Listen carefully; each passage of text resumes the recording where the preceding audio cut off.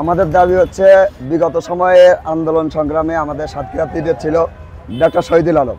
উনি গরিবের ডাক্তার, আপমর জনগণ মানুষ এবং খুবই হেল্পফুল একজন পার্সন ছিল। হঠাৎ করে বিগত 1 থেকে 1.5 মাস আগে আমাদের সাতক্ষীরা 3-এ সাবেক এমপি ছিলেন কাজী আলাউদ্দিন এবং তিনি ছিলেন ন্যাপ বাহিনীর, অর্থাৎ বিএমপির না। উনি আইসা সাতক্ষীরা 3-এ আসছে এবং বিভিন্ন লবিং গ্রুপিংয়ের মাধ্যমে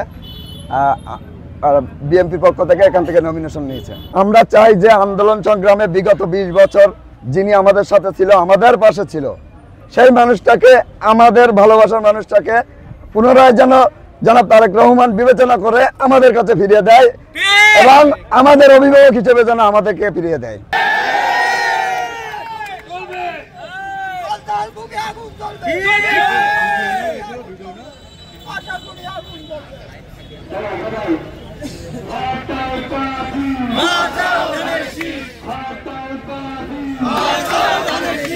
ভ্যান চালক, রিক্সা চালক সবার দাবি ডাক্তার শহীদুল আলম বাদে অন্য কেউ হইলে তারা ভোট কেন্দ্রে যাবে না, তারা ভোট দেবে না। এবং আমাদের হৃদয়ে রক্তক্ষরণ হচ্ছে।